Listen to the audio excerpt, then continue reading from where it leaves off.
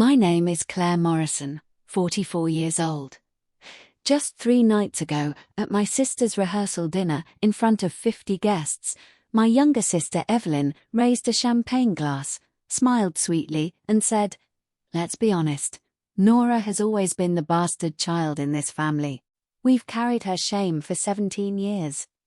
Tonight, I refuse to carry it into my marriage."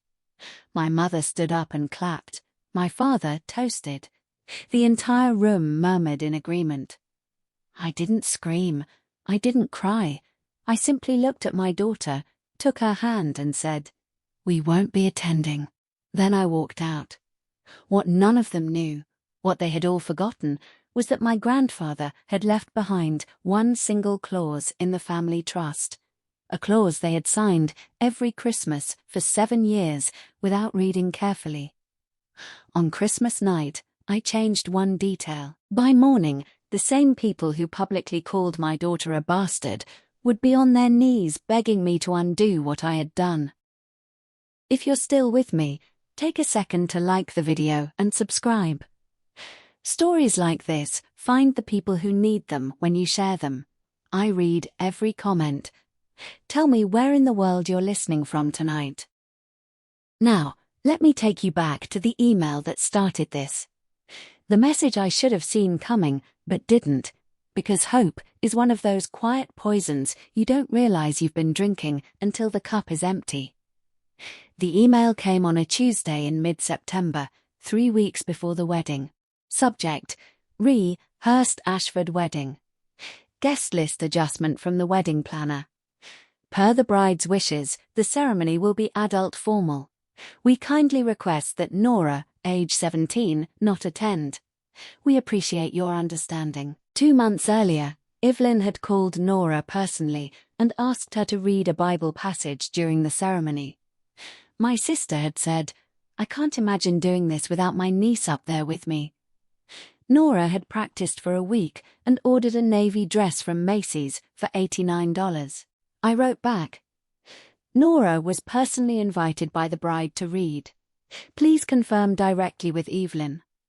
The planner replied, "After consultation with the bride and the groom's family, we are confirming that Nora will not be attending. We trust you'll respect the bride's wishes." I did not reply a third time. I closed my laptop. That evening, I told Nora there had been a change. She set down her pencil very carefully. "Did I do something wrong?" "No. Some adults are doing something wrong. You're not." She nodded and finished the sparrow she was drawing. The next morning, she came downstairs in the navy dress and stood in front of the hallway mirror. "Is it too dark for a rehearsal?" "It's perfect." I went upstairs and took out a pair of pearl earrings, small drop pearls in an antique platinum setting from around 1940. I had told Nora they were from her father's mother. I put them in her hand. "Wear these tomorrow." We drove to Boston on Friday afternoon. At the valet outside the Lenox Hotel, I saw Vivian Ashford, Trent's mother, cross the lobby. She looked at Nora for a long second and walked past without a word. In the corner near the elevators, she leaned toward my mother and whispered something. My mother nodded, grave and ceremonial. The grand ballroom seated 80. Evelyn had filled it with 50. Centerpieces were white lilies. Evelyn and Trent sat at the head table with his parents.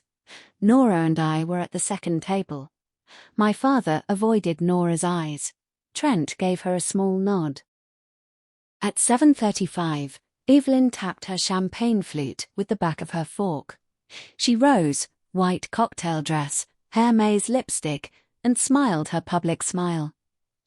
"Trent and I want to share a moment of honesty with everyone here tonight.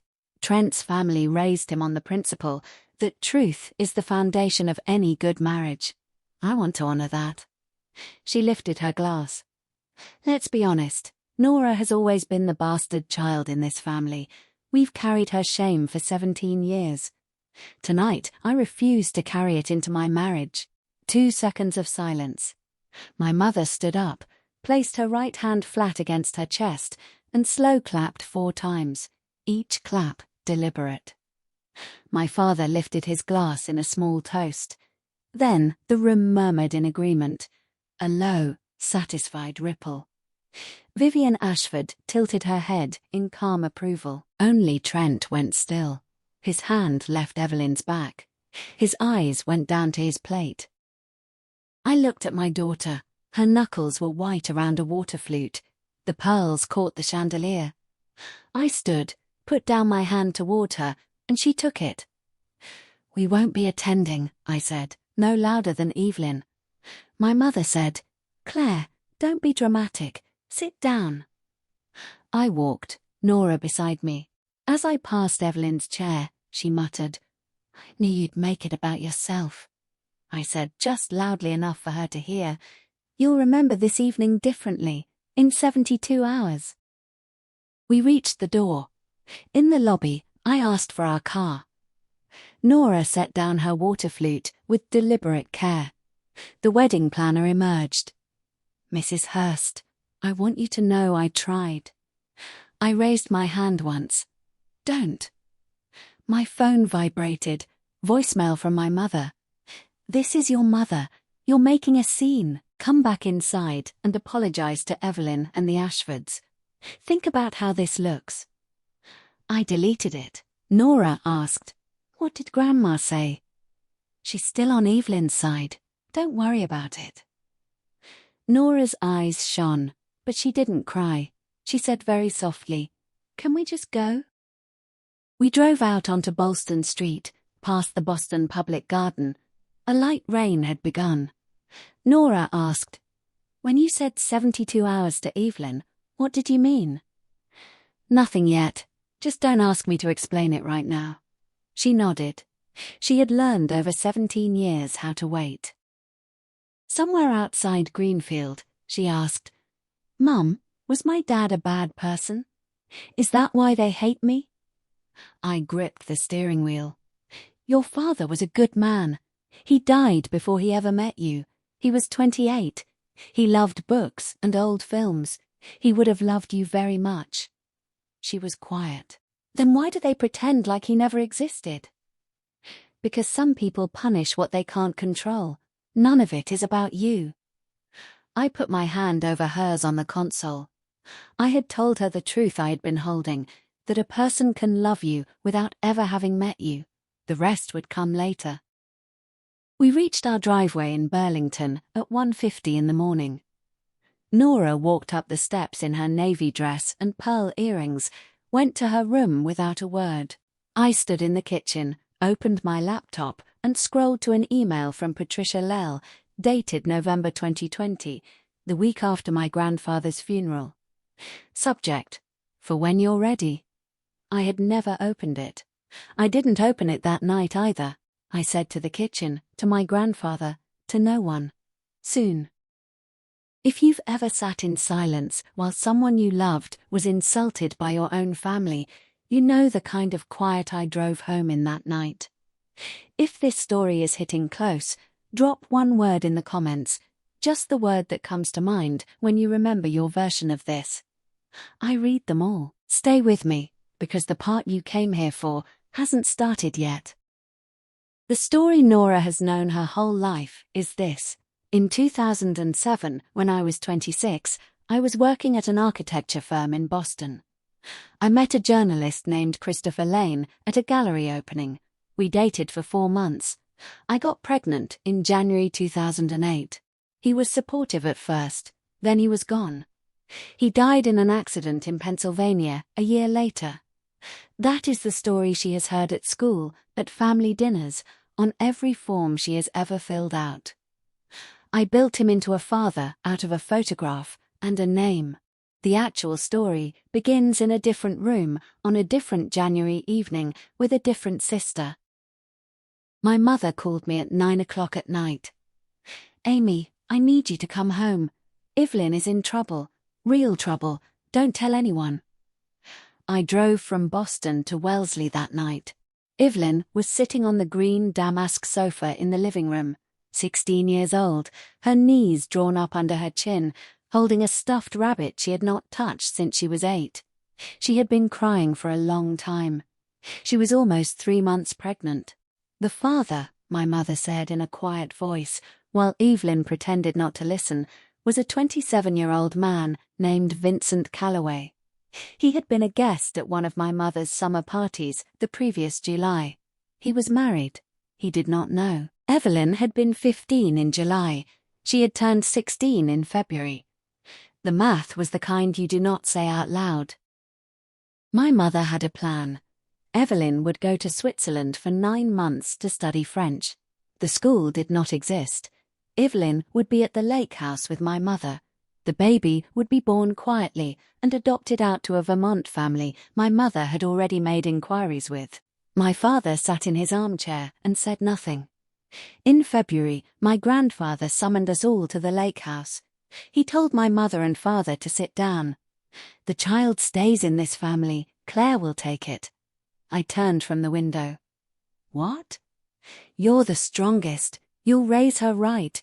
I will protect you legally. Evelyn will go back to her life. No one outside this room will ever know." He spoke for 40 minutes. He laid out a structure. A trust would be established.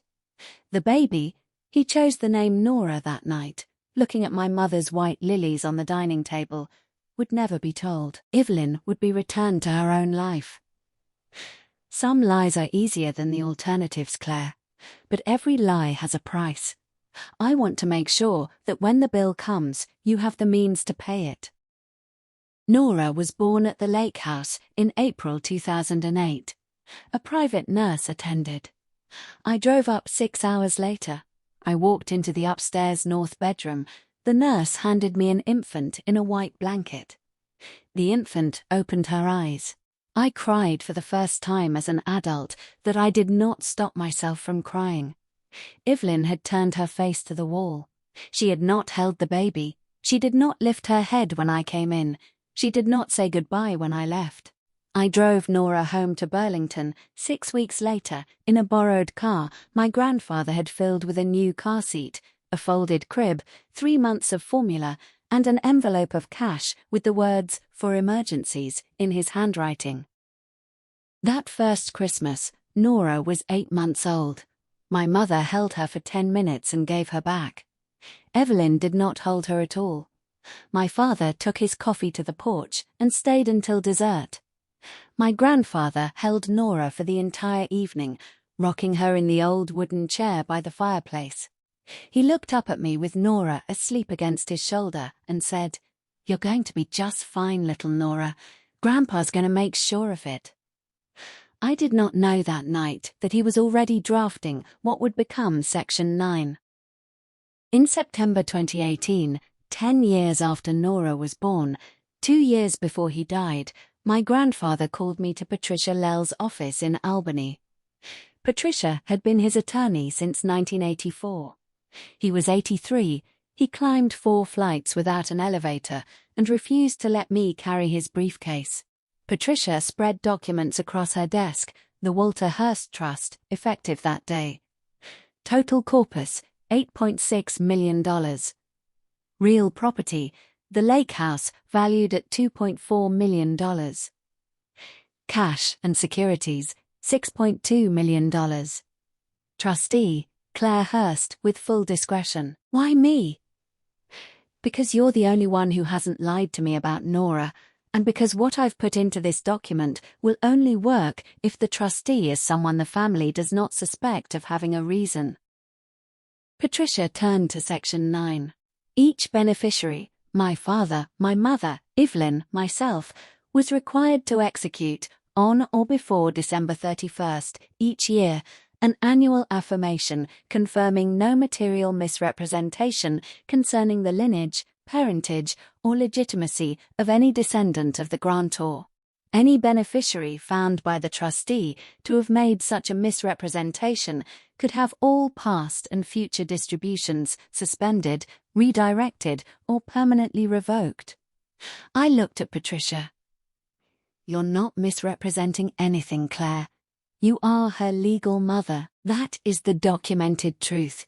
Your mother, your father, and your sister, however, have spent 10 years actively telling everyone, including the IRS, the school, the pediatrician, a version of events that is not true.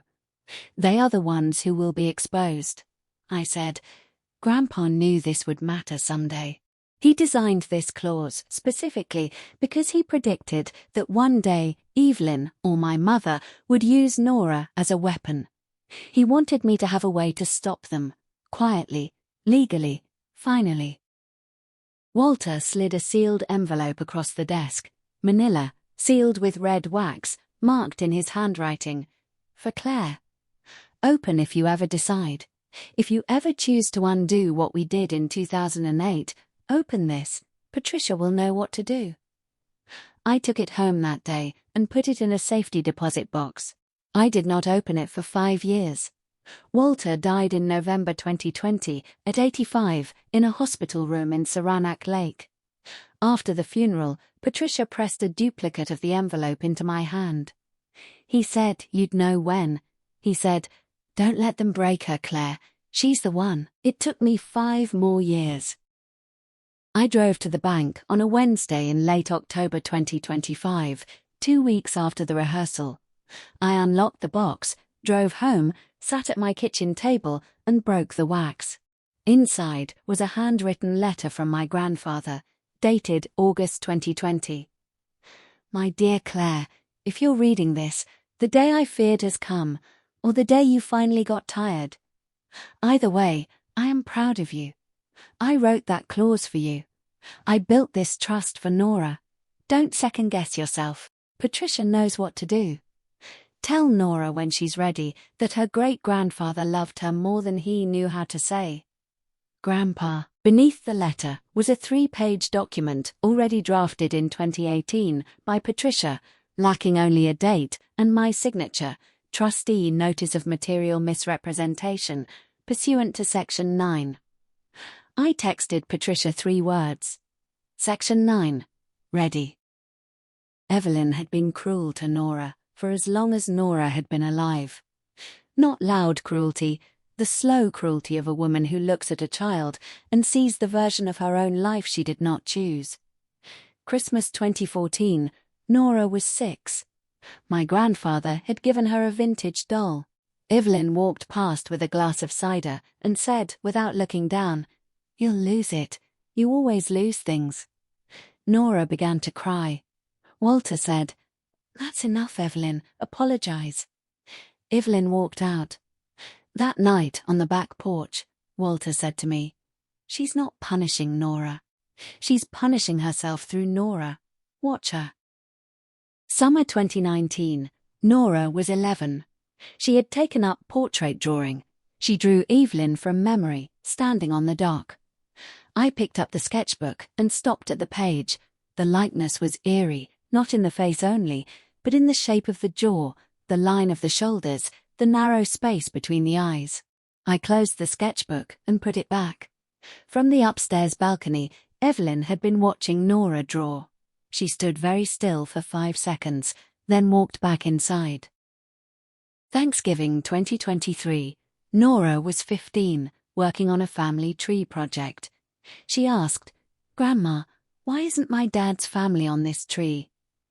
Evelyn lifted her glass of Pinot Noir. "Because your dad's family doesn't exist, Nora. Now stop digging." The room went still. My mother tapped Evelyn's wrist. My father stood up and went to make coffee no one had asked for. Nora set down her pencil. "Mom, I'm done with the homework. Can we leave tomorrow?" We left tomorrow. I heard her crying in our living room around 2 o'clock in the morning. The only time in 17 years I have heard her cry out loud. In spring 2025, Evelyn became engaged to Trent Ashford. Nora texted her aunt the next morning to congratulate her. Evelyn did not reply for 4 days. I knew she had read the message and decided not to respond. The engagement had not softened her, it had hardened her. The Ashfords were the last barrier she needed to clear to become the woman she had been planning to become since she walked out of the lake house in May 2008 with my baby in the upstairs bedroom and her own face turned to the wall. What I did not know was how far she was willing to go. In mid-November, 4 weeks after the rehearsal, I decided to clean the attic. My grandfather had shipped 3 wooden crates to me in 2020. I had never unpacked them. Nora helped. The 4th crate, the smallest, contained Walter's old books, 2 framed photographs, and wedged in the bottom corner, a Sony baby monitor from around 2007. A microcassette still sat in the receiver slot. The label in Walter's handwriting read simply 048. Nora turned it over. "Mum, look at this. Was this mine?" "I'll listen later. Put it on the counter." She set it down. That night, after she was asleep, I carried the cassette down to the basement, where Walter had once given me a tape player as a 13th birthday gift. I pressed play. The first 2 minutes were the soft sound of a newborn breathing. April 2008, 6 weeks before I brought Nora home. Then I heard my mother's voice and my grandfather's. "She'll grow up not knowing. That's the best gift we can give her. Evelyn will not survive the shame, Walter. Claire is strong. Claire has nothing to lose. She can absorb this. Please, Daddy, you have to convince Claire to take this baby. And Walter." And what happens, Diane, when Evelyn grows up and decides she resents Claire for having what she gave up? Have you thought about that? My mother: "She won't. Evelyn will forget. Children forget. Trust me." The tape ended. I sat very still. I understood for the first time what my grandfather had been doing in that lake house bedroom in April 2008. He had not been monitoring the baby. He had been recording my mother deliberately, so that one day when the lie began to wound the child he had promised to protect, the evidence would exist. I went upstairs and emailed Patricia at 1 o'clock in the morning. Subject: Section 9. Body: "I found something Walter left. Can we meet next week?" She replied within 9 minutes. "I had a feeling he would. Come Tuesday." The next morning, the cassette was not where I had left it. It was on the coffee table in the living room. Nora was already at school. I did not ask her. 3 days later, she set her sketchbook open on the breakfast table, flipped to a fresh page, and went to school without comment. On the page were 2 women. One stood, one sat. They both faced an infant. The one who sat looked like Evelyn. The one who stood looked like me. I placed my hand flat against the sketch. My daughter had been seeing more than I had given her credit for. She had always known. She had just never had the proof. I made a promise in the kitchen to no one. I would tell her the whole truth after Christmas, when she was safe. I placed the cassette on Patricia's desk. She lifted it gently, walked to a drawer, and produced a small tape recorder. She played it through twice without speaking. When it ended, she said, "He told me he had something. He wouldn't tell me what. Of course it was a tape." She opened a drawer and removed the pre-drafted Section 9 notice she had prepared in 2018. The only blank fields were the date, the names of the misrepresenting beneficiaries, and the signature line. I read it through twice. Will Evelyn understand what this means without me explaining it? Immediately. She is the only person in your family besides you and me who knows the misrepresentation. She'll know exactly what triggered Section 9 the moment she sees the words, "material misrepresentation about lineage." And Nora? She needs to know later from you, in a controlled setting, when she is 18. I would suggest my office. I'll be there if you want. April 12th, her 18th birthday. Patricia wrote it in her appointment book. When do you want the notice to take effect? Christmas night, December 26th, 12:01 a.m. I want to send it myself, my finger on the button. She nodded. That's how it should be. I'll prepare 3 signed PDF copies. You hit send when you're ready. I'll receive a CC instantly as the legal record. Residence rights for the lake house, 30 days from notice, effective end of January. She printed a clean copy. I signed. She signed as witness and stamped it with her notary seal. The date read December 22nd, 2025. She gave me a USB drive and a small leather sleeve with an index card. Press send when ready. Call me 90 seconds after.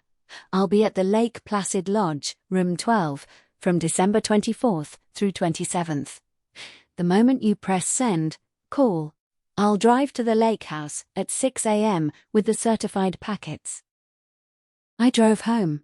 Nora was making pasta. She set a plate in front of me. On the chair beside the table, her sketchbook lay open to a new drawing, the lake house seen from the dirt road, yellow front door, porch light on. I said very quietly, after she turned her back to the stove, "Almost there, sweetheart. Almost there." My mother called me on December 10th, the first time we had spoken since the rehearsal. "Sweetheart, Christmas at the lake house, the whole family. Let's heal. Evelyn's marriage has been a lot. Let's not let one bad evening define us." "What about Nora?" "Of course Nora comes. She's family. I'll order her favorite cookies." I told her we would be there on the 24th. Nora was at the kitchen doorway with wrapping paper. "Mum, why are we going after what they did? There's something I need to do up there. Something quiet. I need you to trust me. After Christmas, things will look different. I promise." "Will Evelyn be there?" "Yes." She did not say another word. Between December 12th and the 18th, Evelyn sent me 6 text messages, each longer than the one before. The first apologized for using that word. The 6th asked if she and I could have a moment alone at the lake house so she could make this right. I did not reply. I forwarded each one to Patricia. She responded, "She's afraid of something. Don't engage. Don't refuse. Just show up." The night before we drove up, I made an Airbnb reservation in Lake Placid, a small cabin 15 minutes from the lake house. I did not tell Nora. I slid the confirmation into the passport pouch in the glove compartment. If we needed to leave, I would be able to leave. We arrived at the lake house at 4:30 on Christmas Eve. My grandfather had painted the front door yellow in 1972. The paint had thinned in places. The porch light was not on. My mother opened the door, hugged me briefly, and hugged Nora for longer than was comfortable. My beautiful niece. Nora allowed it without expression. My father stood in the hallway, nodded once, then turned toward the kitchen. I carried our suitcases up to the upstairs north bedroom. As I came back down, I detoured around the back, climbed onto the porch, and turned on the porch light. Yellow flooded down across the snowy yard. My mother appeared at the kitchen window. "Claire, why did you turn that on? We don't use that anymore." "I do." Evelyn and Trent arrived at 6:45, cream cashmere sweater and a tight smile. Trent polite, deferential. He looked at Nora once when he came in. Nora looked back. Trent looked away. Dinner was roast lamb. My mother carved badly. Blood ran onto the platter. Evelyn tried to engage Nora about school. Nora answered in 3- and 4-word sentences. My father did not speak. Evelyn lifted her champagne flute halfway through the meal, but did not drink from it. "Nora, I'm glad you came. Mom asked me to." After dessert, Nora went upstairs. Evelyn stepped out onto the back balcony. I was left alone with Trent in the kitchen. He set his wine glass on the counter. "Claire, off the record. At the rehearsal, you said 72 hours. What did you mean?" "I meant something I was not yet ready to do. I'm closer now." He held very still. "My mother believes things about your daughter that I am not sure are true. I want to know what is true." "You'll know what is true within 36 hours. I am sorry for what is coming for you, Trent. You did not cause it." He set down his wine glass with careful precision. He nodded. "I appreciate the warning." He walked out, placing one hand on his chest as he turned. He had guessed. He did not know. I went to bed at midnight. I was thirsty around 1:55. I walked down the upstairs hallway. As I passed Nora's bedroom door, the bedroom in which Evelyn had given birth 17 years and 8 months earlier, I saw the door was open by perhaps 2 inches. I stopped. Evelyn was sitting in the rocking chair beside Nora's bed. Nora was asleep. Evelyn's hand was over her own mouth. Her shoulders were shaking with a silence that I knew from my own throat. She did not touch Nora. She did not move closer. She just sat in the chair my grandfather had once rocked Nora in, and she wept into her own hand. She whispered 3 times very quietly, "I'm so sorry. I'm so sorry. I'm so sorry." I stood there for 30 seconds. Then I walked downstairs. I sat at the kitchen table until 4 a.m. I thought one sentence. She knows what tomorrow is. She does not know how I will do it, but she knows it is coming. Aunt Helen arrived at 9 on Christmas morning, my grandfather's much younger sister. She has loved Nora with the kind of clean, unconditional love that Walter trained her to have. She brought cardamom shortbread. She hugged Nora for a long time. Nora smiled, the first real smile of the trip. Evelyn came down at 9:30, her eyes puffy. At 11, we exchanged gifts around the tree. My mother gave Nora a Tiffany silver chain. "Welcome to womanhood, dear." "Thank you, Grandma." Nora set it aside. I handed Nora a small box. Inside were her pearl earrings. She put them on immediately. "These are yours. Always wear them tonight at dinner." My mother saw the earrings. Her face changed. She knew those pearls. They were not from Christopher Lane's mother. They were from Vincent Calloway's mother, who had died in 1998, whose jewelry had passed through 3 Vermont dealers before Walter tracked the earrings down in 2017 and quietly handed them to me with the words, "For Nora when she is ready." My mother got up and walked to the kitchen. My father followed her. From the hallway, I heard the word, "impossible." They did not come back for 10 minutes. Evelyn had not recognized the earrings, but she had seen my mother's face and understood that something was happening that was not on her script. Dinner was at 5, 8 chairs around the long oak table. The 9th chair at the foot was empty. My mother had set a place for Walter every Christmas since he died.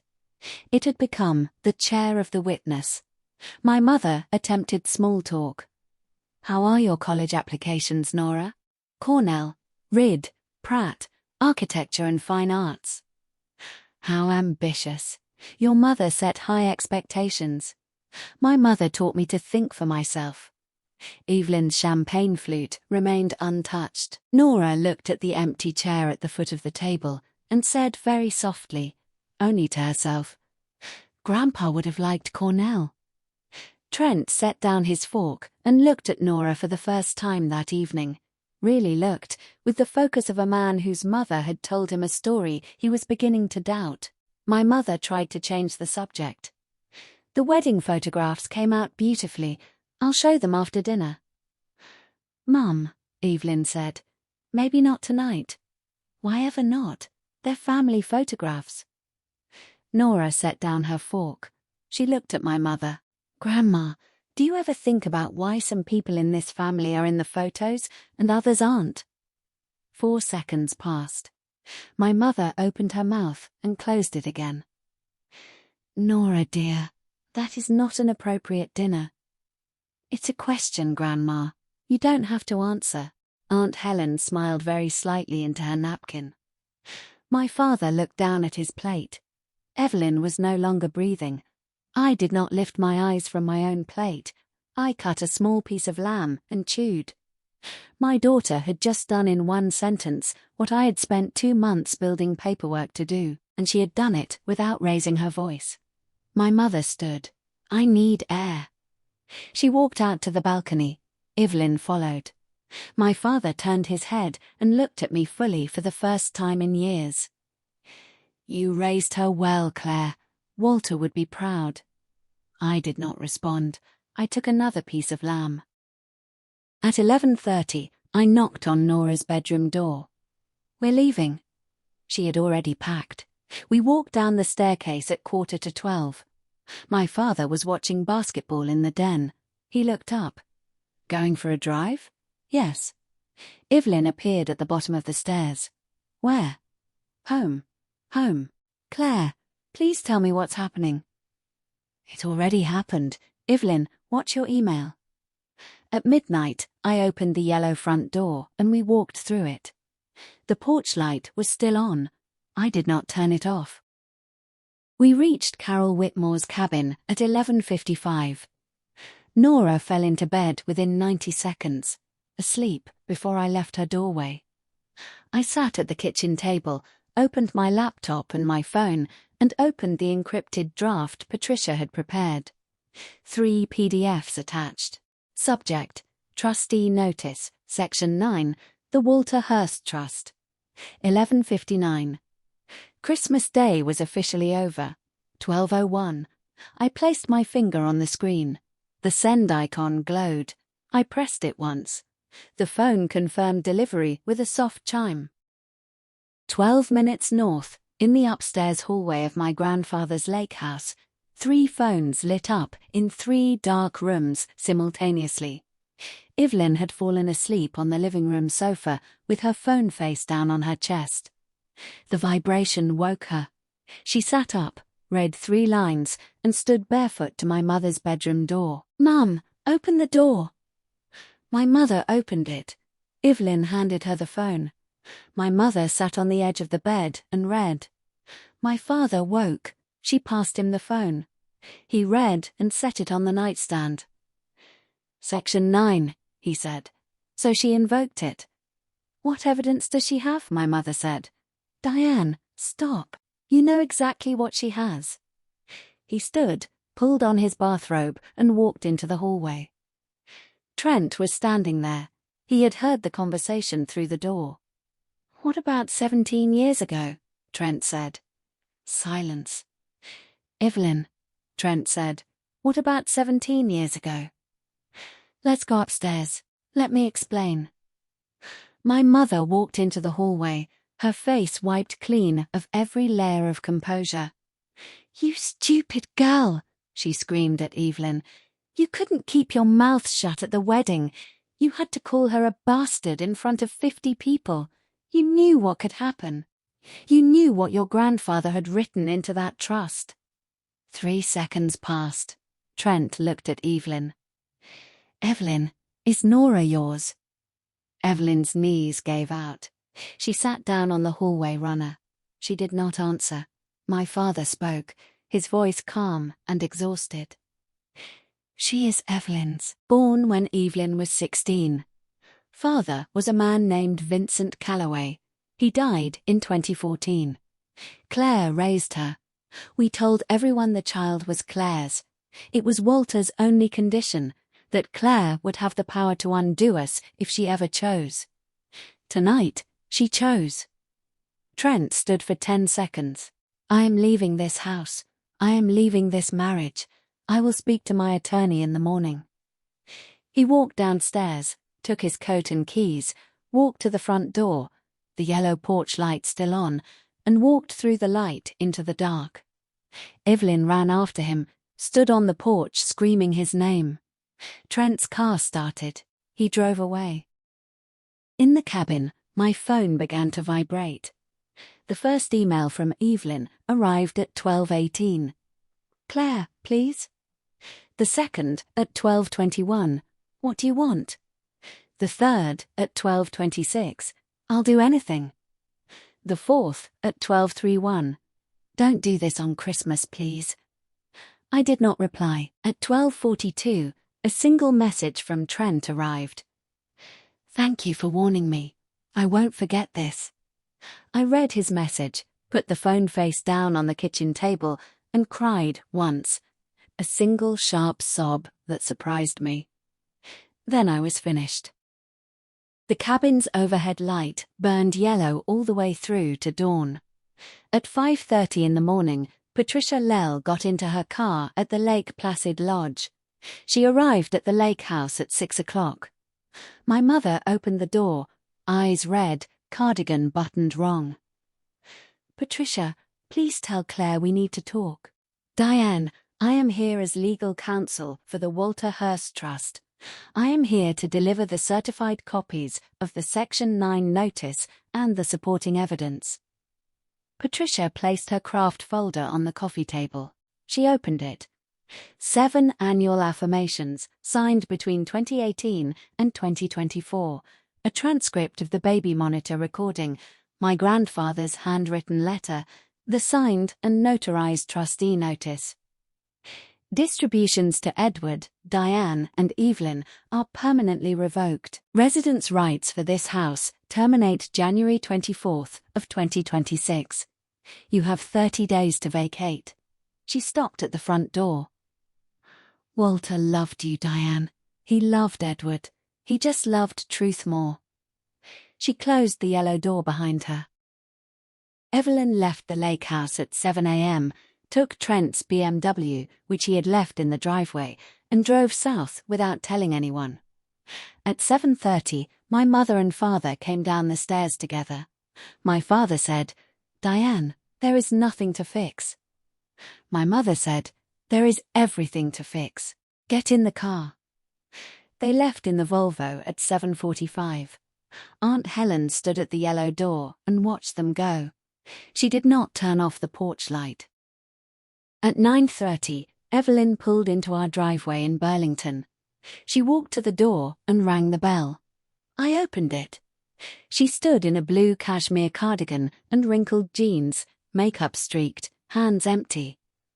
"Claire, please, I don't know how to start." "Start with what you want. I want you to reverse it, the notice. I will do anything. I'll go to therapy. I'll apologize publicly." "You called my daughter a bastard in front of 50 people, Evelyn. She is your biological daughter, and you called her that because the Ashfords were watching." Snow had begun. She had no coat. She was shaking. She sank down onto the step, both knees on the wood. "Please." I did not invite her in. From the upstairs window, Nora pulled aside the curtain and looked down. She saw Evelyn on her knees on the front step. Her face did not change. She had assembled the story over the long night before. She let the curtain fall, sat down at her desk, and opened her sketchbook. I looked at Evelyn. "Stand up. You're not going to make this about a public scene on my front porch." She stood. "Then what do I do?" "You go home. You sign whatever papers Trent's attorney sends you. You don't contact Nora. You don't contact me. The trust is close to you. The lake house is close to you. The life you built on this lie is close to you. You don't get to pretend anymore. And Nora is mine. She has always been mine. You gave her up when you turned your face to the wall in April 2008. Don't try to take her back now that you've lost everything else." She did not answer. She walked to the BMW, got in, sat with her hands on the wheel, and cried. At 10:30, the Volvo pulled in behind the BMW. My father got out first, camel cashmere coat unbuttoned, hair grey and dishevelled. My mother got out in a white cardigan, stained with coffee, makeup destroyed. Evelyn opened the BMW door. "She won't reverse it." "She will," my mother said. "Let me try." All three walked to the door. The bell rang. I did not open it. I spoke through the door. "Diane, Edward, Evelyn, go home." "Claire, open the door. Please. We need to talk as a family." We stopped being a family 17 years ago. You and Evelyn made that decision. I just held the door closed. My mother lifted both hands to her chest and pressed them together like a woman in church. She wept openly in the way women in our family had not wept publicly in 3 generations.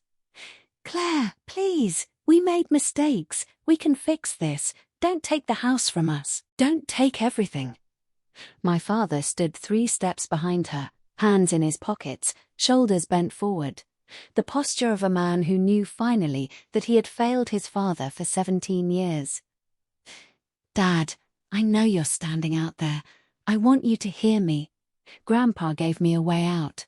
He gave it to me because he didn't trust you to do the right thing. He was right. Go home and tell Mum to stop calling Aunt Helen." For 5 seconds, no one moved. My father lifted his eyes to the door and nodded, even though he knew I could not see him. He touched my mother's shoulder. "Diane, we are done here. Let's go." At 11:15, the 3 of them got back into their cars and left Burlington. From upstairs, Nora closed her sketchbook. On the page was a quick study of 3 figures on a wooden porch beside a yellow light.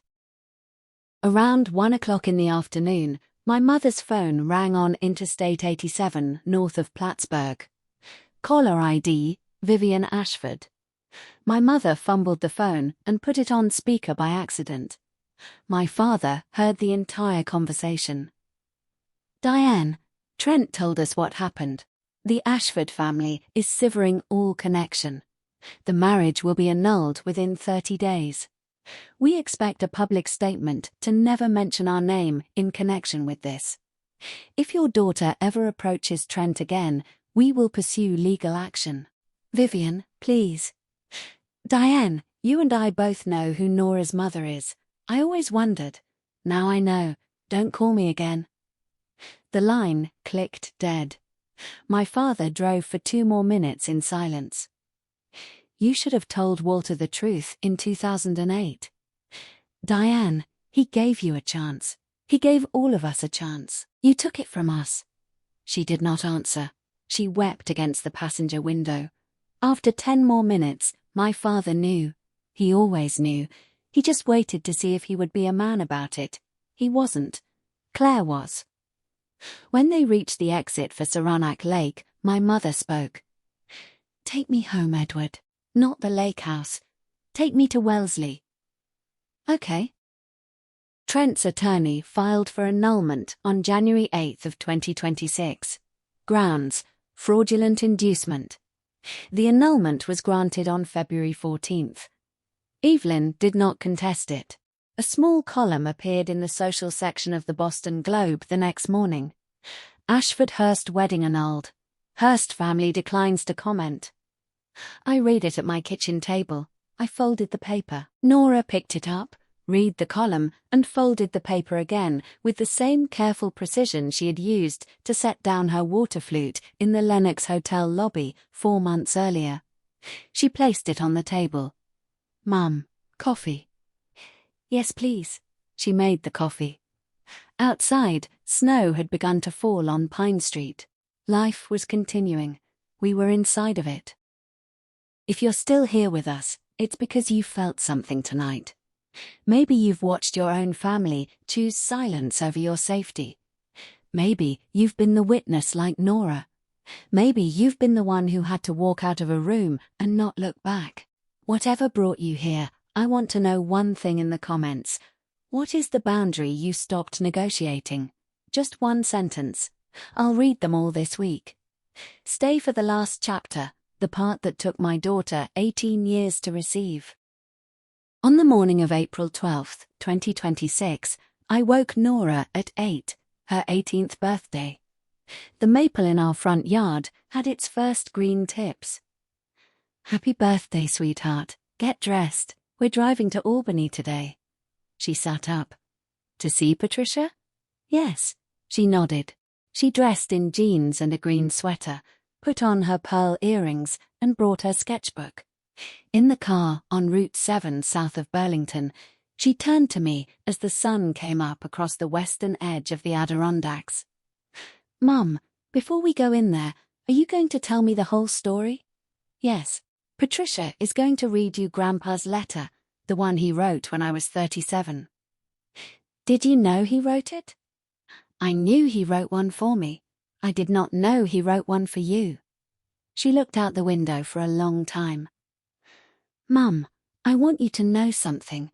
Whatever it says, you are my mother. You have been my mother since I knew the word. Whatever Grandpa wrote, I am not going to need it to know that." I did not answer. I put my hand over hers on the console. The sun climbed. At noon, Patricia met us at her office. She had a second sealed envelope on her desk, wax kept intact for 6 years. The handwriting on the front read, in Walter's slightly tremoring script, "For Nora. Open on her 18th birthday." Nora broke the wax and unfolded the letter. She read aloud. "Dear Nora, by the time you read this, I will have been gone for many years. There is a truth your mother chose to hold for you until you were grown.